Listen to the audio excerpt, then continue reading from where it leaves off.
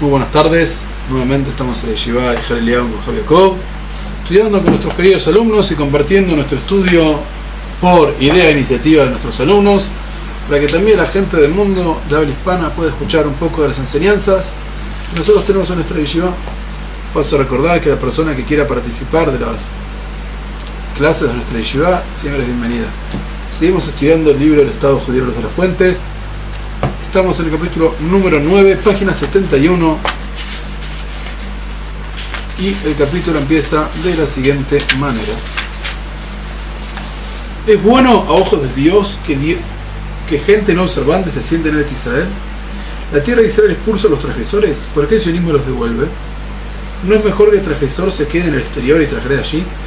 Si esta persona no cumple Shabbat, no come kasher, no vengas a Israel. No hace falta, quédate ahí. No vengas a sumar pecados. Pero no es así. La tierra de Israel expulsa a transgresores. En diversos sitios de las fuentes nos advierten que la tierra de Israel no tolera transgresores y que el exilio que se decretó sobre nosotros se origina justamente en este fenómeno. Así advierte la Torá en Baikra. No os impurificáis en todo esto, ya que en todo esto se impurificaron los pueblos que yo expulso ante vosotros. Así fue como se contaminó la tierra que pagó, para castigo de sus moradores los vomitará. 18:24-6. Rashi explica que la tierra de Israel es análoga al estómago de un príncipe que expulsa el alimento que no está en buen estado. Estos conceptos adquieren una nueva perspectiva en el pensamiento de Rambam Nachmanides, que es uno de los pilares ideológicos en los que se basaba el sionismo religioso. Si bien en este caso aparente su opinión opera en nuestra contra, según su explicación a Baikra 18:25, basado en Midrashim de nuestros sabios, Nachmanides nos explica que todos los preceptos de la Torá fueron dados para ser aplicados a la tierra de Israel, mientras que el cumplimiento de los mismos en el exilio sirve como señal para no olvidarlos, pero no tiene el mismo efecto.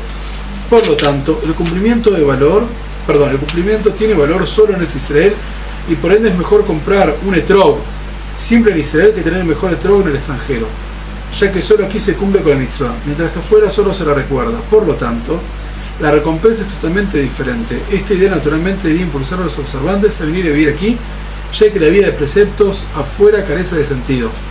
Cerramos un poco la cortina, por favor, que la luz está... Muchas gracias.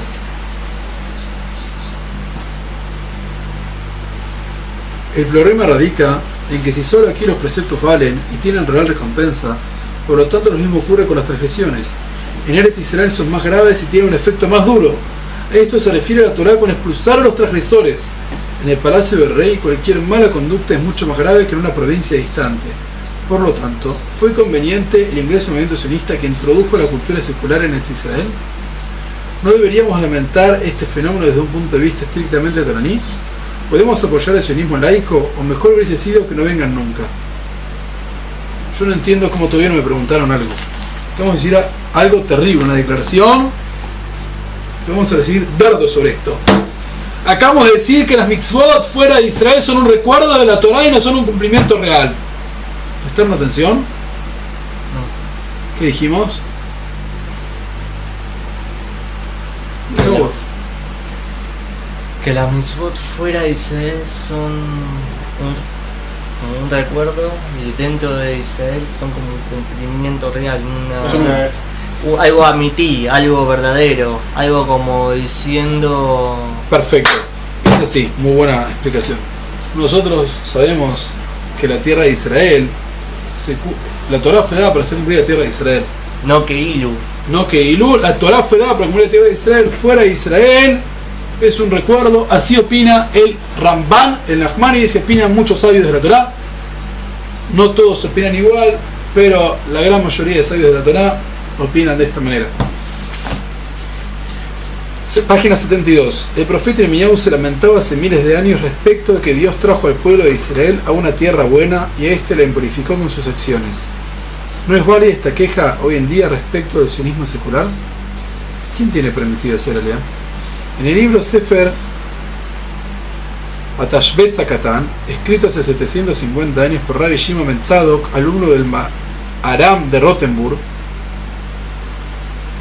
leemos en el párrafo 559 que para ser aliyá debe la persona estar separada de las transgresiones de aquí en más, cuidarse de toda mala conducta y conocer todos los preceptos de la tierra de Israel para poder cumplirlos, ya que si se los quebrantaba allí, el castigo es más duro que en el exilio.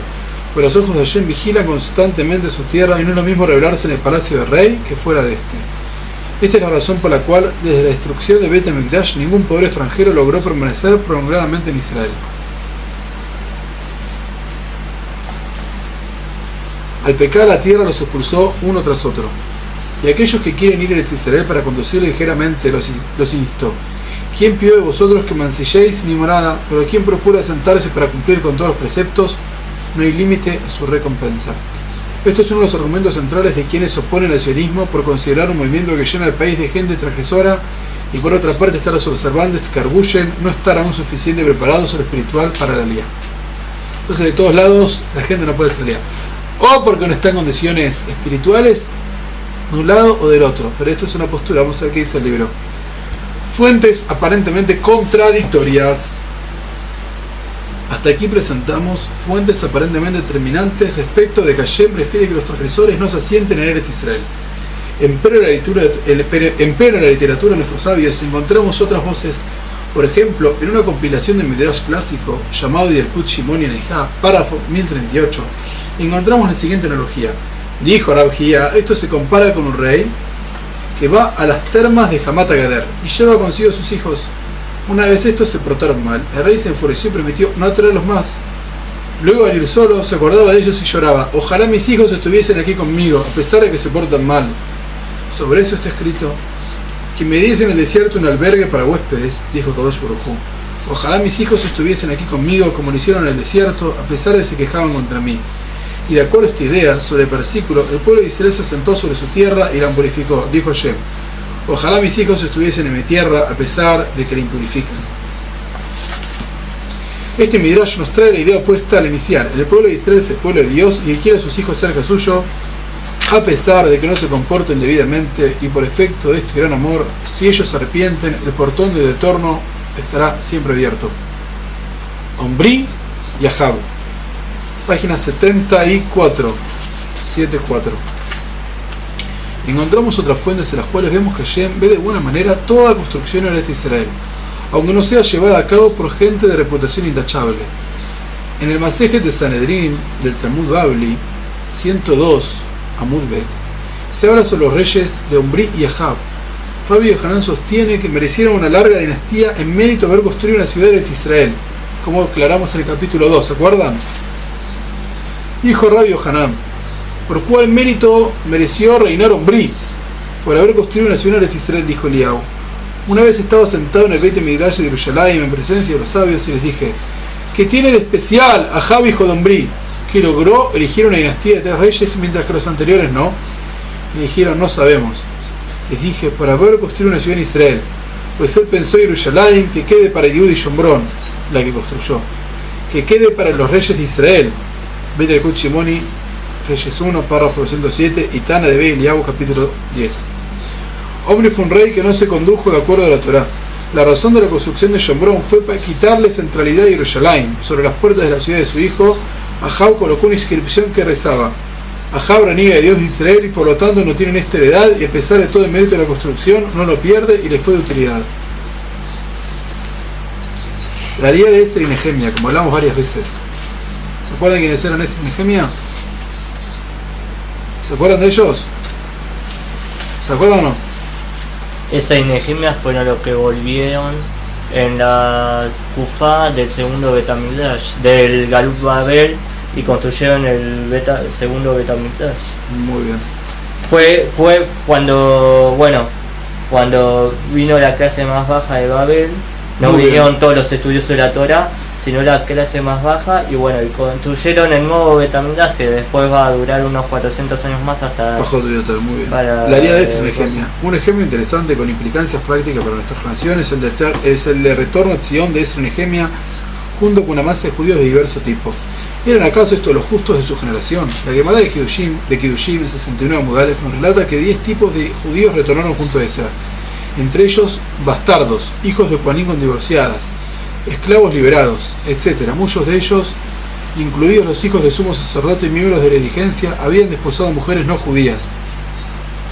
O sea, la mayoría eran goyos, ¿no? ¿Cómo es?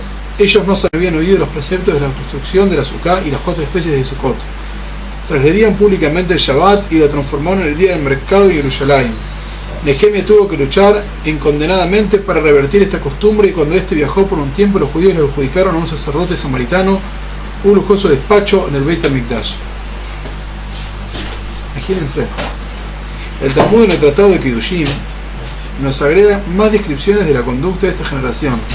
Rabbi Abayu relata que cometían sodomía, incesto y engendraban bastardos, pero a pesar de esto eran queridos y puros a ojos de Hashem como querubines. ¿Por qué Israel y Nehemia trajeron a Eretz Israel semejante gente? ¿No era mejor que se queden en Babilonia? De todas maneras, a nadie le cae duda alguna respecto de que esta generación fue el inicio de la redención de los judíos de los días del segundo templo. La mayoría de los judíos se quedó en Babilonia, esgrimiendo todo tipo de argumentos, entre ellos que no es posible que gente tan baja sea la que traiga la redención. El Talmud Bavli, Tratado de Yomá 9 Amud Aleph, critica duramente a los judíos que se negaron a retornar. Se cuenta allí que rey Lakish nadaba en el río Yardén y de repente perdió pie y estuvo a punto de ahogarse. Un sabio de Babilonia, amoraíta, esto ocurrió en el siglo III. Le extendió su vara para salvarlo, mas este se negó a tomarla exclamando: sabios de Babilonia. Este se negó a tomarla exclamando: por Dios que los odio. Suerte de juramento de repudio de los sabios de Babilonia. Rey Lakish explica que el origen de su repudio reside en que por culpa de los judíos de Babilonia que se negaron a retornar en masa, aferrándose a las comunidades del exilio, la redención del segundo templo no fue completa y a la postre el templo fue destruido. De no haber puesto excusas, retomando de inmediato y en masa, la redención final habría llegado en estos días de Ezra. Natzir de Boloshim, en su libro Shivat Zion 2, página 18, trae otro argumento esgrimido por los judíos de Babilonia. Para permanecer en el exilio, el hecho de que habían limpiado de la idolatría de la que padecían Eretz Israel previo a la destrucción del templo y no querían ensuciarse de nuevo, ya que el polvo de ese lugar los lleva a pecar. Esta es una versión más sofisticada del argumento que para evitar aquí se necesita un nivel espiritual muy alto. Y más está decir que esta excusa no era aceptable a José Hashem, Bershir Shirim, Rabá, capítulo 5. Es como la gente dice: no, yo estoy a un nivel tan alto que no puedo ir a Israel a rebajarme. ¿Dónde sacaste eso? No es lo que Hashem pide, no es lo que Hashem quiere. Igual te digo la verdad, después todo el galut de Babilonia se va a venir abajo. ¿Por qué? Por el tema de que después cómo fue que se crearon las comunidades en sí, Alepo, Damasco, Irán. Los judíos que se escaparon de España. No, pero hubo cómo llegaron. Hasta 100 años atrás hubo judíos en Babel. No, pero yo te digo, cómo llegaron de Babilonia, de Babel, hasta España. Muy lejos. No era de España. De Sefarad, sí. Sí, pero esos judíos llegaron después de otra época, llegaron de Garush de Roma. De la destrucción del segundo templo. Ah, pero eran de Israel entonces. Sí. El malvado de Isab. En la Tzid de Boloshim indica otro Midrash en Bereshit Rabá, capítulo 76, que describe el encuentro entre Jacob, que volvió de largos años en el exilio, y su hermano Isab, con quien sabemos que no tenía las relaciones más cordiales. El versículo dice: y temió Jacob. ¿Por qué Jacob temió? El temor de Jacob no era solo por el poderío físico de su hermano, sino también por sus méritos, ya que Isab había cumplido 2 preceptos importantísimos: honró a su padre y a su madre en la vejez y moró en Eretz Israel. Se dijo así: todos estos años Isab estuvo sentado en la tierra de Israel y vendrá a enfrentarme con la fuerza de este mérito. Vemos que Jacob temía a su hermano, que no era precisamente un tzadik, por mérito de su asiento en Eretz Israel, lo cual agregó méritos sino cargos. Si Jacob pensase que aquí solo puede vivir tzadikim, debería estar tranquilo de que Esaú no solo carece de méritos, sino además carga con la culpa de haber transgredido la tierra santa. Vemos pues que tenemos fuentes que indican cosas contrarias y esta aparente contradicción exige ser resuelta. Traeremos a continuación algunas explicaciones. ¿Qué transgresiones conllevan como castigo el exilio? Rabbi Yonatan Eliasber, en su libro Shivat Zion 1, página 103, resuelve el interrogante citando una Mishnah en el Tratado de Avot, capítulo 5. El galut sobreviene a causa de la idolatría, incesto, derramamiento de sangre y omisión del año sabático, año de Shemitah. De aquí que solo estas transgresiones llevan al exilio, y sobre las demás se aplica el principio: ojalá mis hijos estuviesen aquí en Eretz Israel, a pesar de que le impurifican. Esta idea aparece de forma explícita en el Talmud Bavli, Tratado de Shabbat 33, Amud Aleph. Por el derramamiento de sangre se destruyó el templo y la divina presencia se retiró de Eretz Israel, tal como está escrito. Y no impurifiquéis la tierra que vosotros habitáis, y yo poso en ella. Bamidbar 35. Si vosotros pecáis, ni vosotros la habitáis, ni yo poso en ella. Por causa del incesto, la idolatría y la omisión del año sabático, o sea, la Shemitah, sobreviene el exilio y otros habitan el país en vuestro lugar. Si revisamos las fuentes cuidadosamente, vemos que el exilio no figura como castigo, sino las 4 transgresiones antedichas. Nachmanides en su mensaje de Baikra 18:25, al mencionar la gravedad de las transgresiones sobre su pueblo patrio, concluye: la tierra que es heredad de Dios expulsa a quien impurifica y no tolera idolatría ni adúlteros. La mayoría de los que están hoy alejados de la tradición judía no incurren en estas transgresiones, muchos de ellos creen en Dios y cumplen preceptos parcialmente. El asesinato, la idolatría y el adulterio no son comunes. La mayor parte del público no es agricultor y no está sujeto a las leyes del año sabático, y el permiso de venta del rabinato de Israel regulariza la situación de los dueños de las tierras. De todas maneras, quienes violan una ley no lo hacen adrede, ya que no fueron educados en el comienzo y no fueron educados en el conocimiento del halajá. Hasta acá, ¿claro? ¿Entendieron todo? ¿Preguntas? ¿Respuestas? ¿Donativos? Muy bien. La explicación del Rebbe de Sohochav, Rabbi Abraham Burstein, 1839-1910. La explicación de Rabbi Eliezer no es del todo convincente, ya que según su tesis no hay que permitir que se llenen en Israel adúlteros, mientras que ese régimen trajeron inclusive prácticamente de la sodomía. Trajeron inclusive practicantes de la sodomía. El saber asesino y adúltero, según el Midrash de Bereshit Rabá 63, y de todas formas tenía a su cuenta el mérito de evitar la tierra de Israel. El Rebbe Sohochav, en su libro Abnei Netzer, capítulo 10, párrafo 454, explica que Isaac cumplió con el precepto de honrar a sus padres y sometió honoró la voluntad de Yitzhak, su padre, por lo que en mérito a este la tierra de Israel no lo expulsó. Israel expulsa asesinos y adúlteros. Cuando la mayoría de la población participar de los hechos, pero si hay justos que están conectados con el pueblo, su mérito defiende a la población en su conjunto. Del público no observante en Israel no puede decirse que acepte el liderazgo del sector religioso, pero no cabe duda, por lo que ya vimos que el Estado benefició físicamente al mundo de la Torá al darles un bienestar económico. ¿Acaso ese mérito no es notable? Dicen que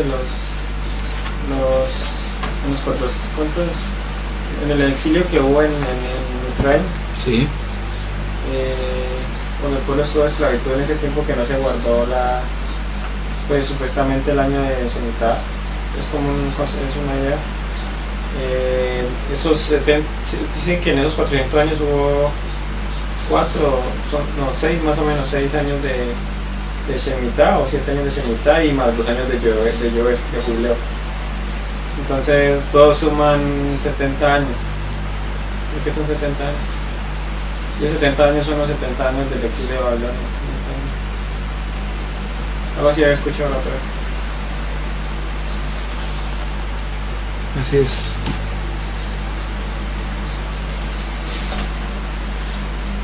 ¿Escuchaste el libro de Shmuel? Sí, lo escuché. Dios no desea la perdición de sus hijos. Habíamos visto anteriormente la idea de Jafetz Haim respecto de que el exilio no tiene como objetivo destruir al pueblo judío, sino de depurarlo, y por lo tanto, desde el momento que la diáspora no cumple más con su objetivo de elevar al pueblo espiritualmente, deja de tener sentido. Ayer no busca destruir a su pueblo. Esta misma idea la podemos aplicar con respecto a la tolerancia del país a transgresores. La razón de este rechazo es por el bien de las personas mismas, pero como hoy en día fuera de Israel los judíos se pierden, el efecto deja de tener vigencia o validez. Vemos que quienes permanecen en la diáspora se asimilan rápidamente, y quienes habitan en Eretz Israel tienen mayores probabilidades de mantenerse como judíos y acercarse de nuevo a la tradición. Todo aquel que tiene un sentimiento de responsabilidad por el futuro judío entiende que la alianza de Israel es indispensable para la preservación del pueblo, y se habla muchísimo de la pérdida total de identidad judía. La tierra de Israel recibe hoy con amor a todos los judíos para así preservarlos como tales y para acercarlos más adelante a la Torá. 3. Entrega por Eretz Israel. Según el Midrash de Sifri de Barim 80, habitar la tierra de Israel equivale a cumplir con todos los demás preceptos de la Torá. Yeshivat Eretz Israel Shokel con la Torá Kulá. Vimos del ejemplo de Rey Omri que cuando alguien construye en Eretz Israel tiene un gran mérito. Los pioneros de las primeras Aliot no solo construyeron el país, sino que además entregaron su vida en aras de esta empresa. Secaron pantanos, doblegando la malaria en condiciones de pobreza extrema, y lucharon contra nuestros enemigos con bravura hasta hoy. los soldados del ejército de defensa de Israel entregan su vida a la defensa del país. Y la respuesta es de Marie Lofer, 2 capítulo 10, página 333, aparece que todo judío que es asesinado por su condición de tal, aunque haya pecado, es un kadosh y se considera que murió consagrando el nombre divino en el mundo. Mucho más un soldado israelí que se enrola en una unidad de combate, aunque a veces no sabe por qué un profundo sentimiento judío lo lleva a ser voluntario. Fuerte, pero real. 4. Confianza en que algún día retornarán. El retorno a Sion en días de Ezra y Nehemia es una de las pruebas más contundentes de que es necesario traer al país a los sectores más alejados de la Torá. Si bien los Olim de esa época eran de un bajo nivel espiritual, en cuestión de un par de décadas la situación cambió y fue en días del Segundo Templo que conocíamos un florecimiento sin parangón del mundo de la Torá, particularmente en tiempos de los Hashmonaim. Probablemente aquí decía el kit de la cuestión. Es el Nehemia confiaron en su capacidad de cambiar a las personas a largo plazo, o quizás simplemente lo percibieron proféticamente, como confiaron en poder corregirlos los trajeron. Esta respuesta es válida en nuestra generación. Confiamos plenamente en que no hallamos el héroe de la redención. Esperamos el pronto retorno de nuestro pueblo a sus costumbres ancestrales, tal como lo prometió la Torá en Devarim 4:30 y 32, habrá Teshuvá al final del exilio. Así lo expresó Rav Harlap, discípulo de Rav Kook, en su libro Ma Ayenei Teshuvá, en el capítulo titulado Confiamos en la Teshuvá. Así como en nuestra generación vemos la corrección del antiguo pecado de rechazo a la tierra de Israel por parte de los espías, por intermedio de masas de jóvenes que vienen a construir el país arriesgando sus vidas, llegará una generación que volverá al cumplimiento estricto de la Torá, enjuiciará a sus anteriores maestros que los condujeron por un camino falso y guiará a todos a la Teshuvá completa. Fuerte. 5. La respuesta del Gesed de Abraham. El rabino Abraham Azulay, abuelo del Jidá, Jaín David Azulay, y considerado uno de los caballistas más destacados de su época, escribió en su libro Gesed de Abraham 3:12 los siguientes conceptos. Todo aquel que viene a Israel es considerado un justo, un tzadik, aunque no lo parezca a simple vista, ya que de no ser así la tierra lo expulsaría, tal como lo dice la Torá, y la tierra expulsará a sus habitantes. O sea que cada persona de nosotros que está acá en la tierra de Israel es un tzadik, si no la tierra los va a expulsar. ¿Los expulsaron de la tierra? Son tzadikim. Así como dice la tierra lo expulsaría, tal como dice la Torá, y la tierra expulsará a sus habitantes. Esto resulta muy extraño. ¿Podemos acaso considerar tzadikim a todos los que habitan en el este de Israel? Rebbe Sadman intentó conciliar esta idea diciendo que cuando un observante camina sobre la tierra de Israel, esta no lo expulsa, pero se fuma debajo de sus pies. La santidad inherente de esta,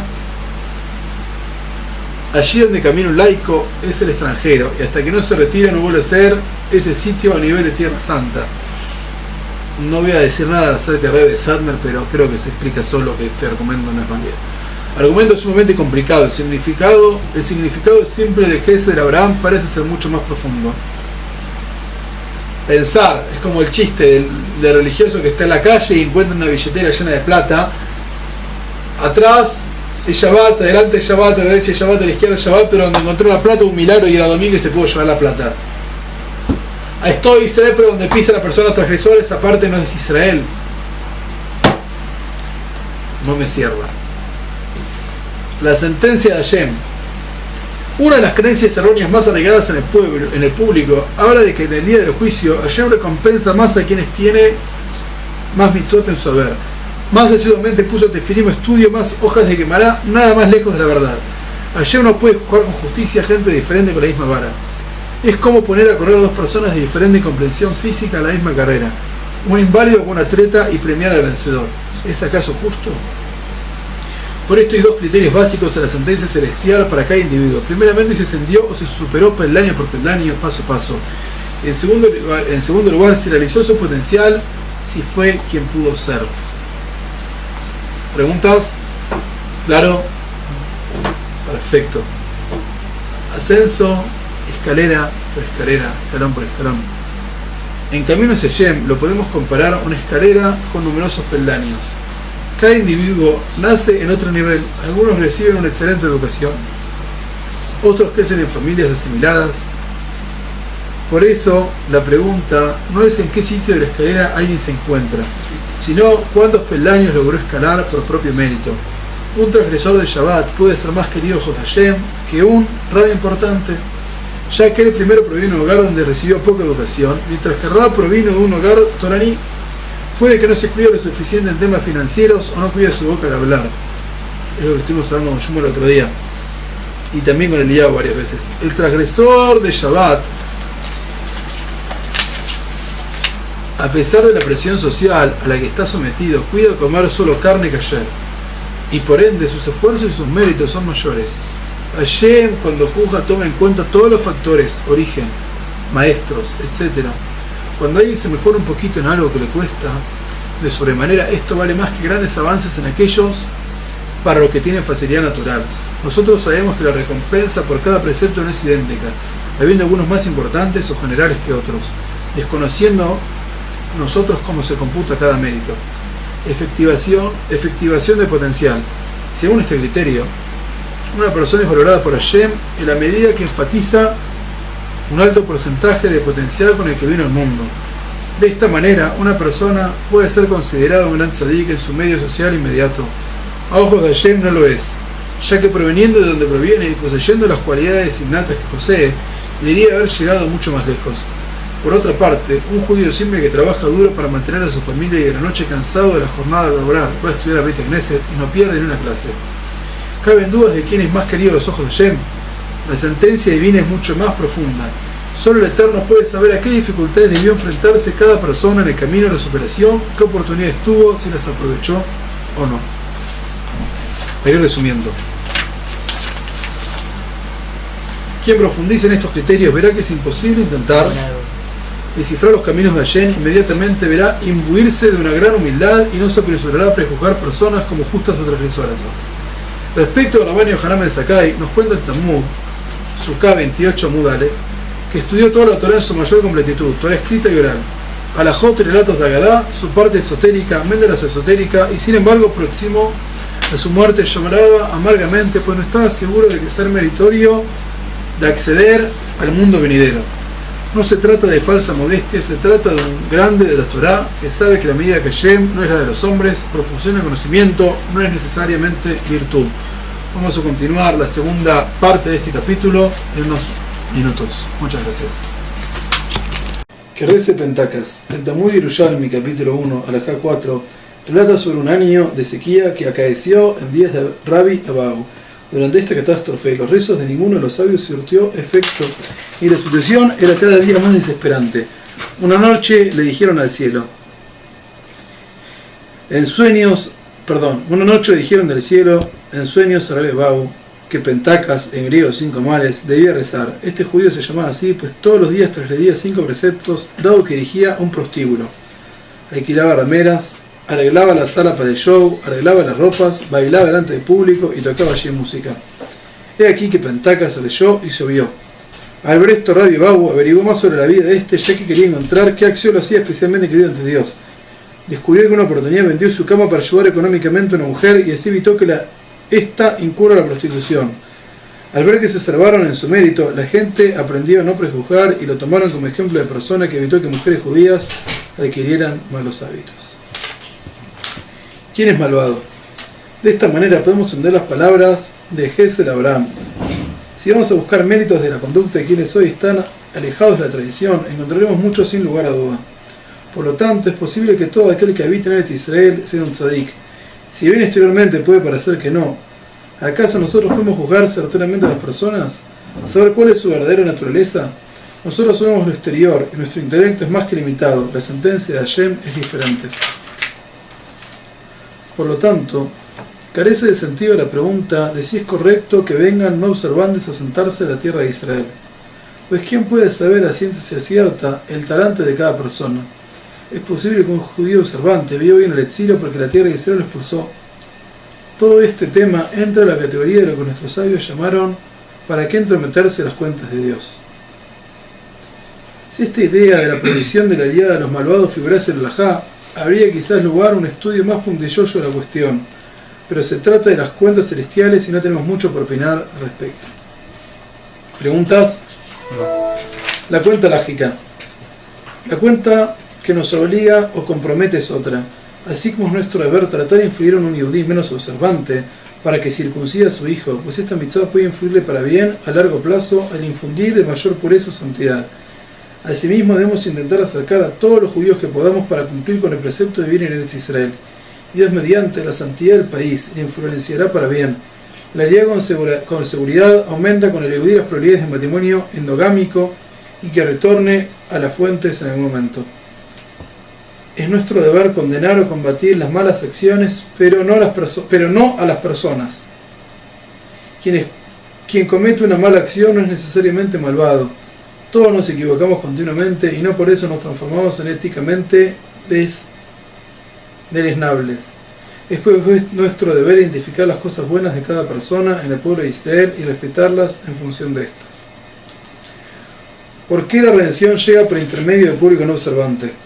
Según el libro Tashuvah Katan, que citamos anteriormente, inciso 559, ninguna nación del mundo logró sentarse prolongadamente en la tierra de Israel, ya que ésta no dio sus frutos por causa de sus transgresiones.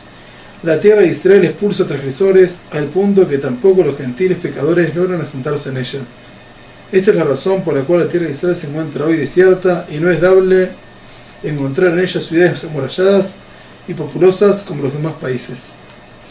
Esto nos lleva a preguntar por qué la tierra de Israel abrió sus puertas a los colonos y les dio sus frutos, transformando a Israel de país desértico en vergel y granero. ¿Cómo lograron poblar el país a pesar de que no observaban todos los preceptos de la Torá? Nuevamente vemos que no podemos descifrar los designios de Hashem, al igual que carecemos de herramientas para entender lo que aconteció entre Reuel y Tamar y sus consecuencias. Que quede muy claro, esto no implica que haya un permiso especial para no cumplir las mitzvot. Cada quien tiene un potencial y Hashem juzga de acuerdo a los esfuerzos personales. Ninguno de nosotros tiene derecho a atacar a Herzl. Este nació en el seno de una familia asimilada que buscaba desprenderse de su judaísmo. A pesar de provenir de ese marco, dedicó su vida a la construcción de la nación en el Estado judío y por efecto de su accionar, centenas de miles viven hoy en día una vida religiosa plena. Alguno de los que critica a Herzl pudo estar seguro de que creciendo en el marco que éste se educó podría haber resultado mejor. ¿Podemos saber si hijos de Hashem, Herzl es un tzadik o no? Es nuestro deber reconocer sus buenas acciones y no aprender de las malas, pero no es nuestra prerrogativa el juzgarlo. Que Besat Hashem podamos ver las cosas positivas en Am Israel y no las cosas negativas. Muchas gracias.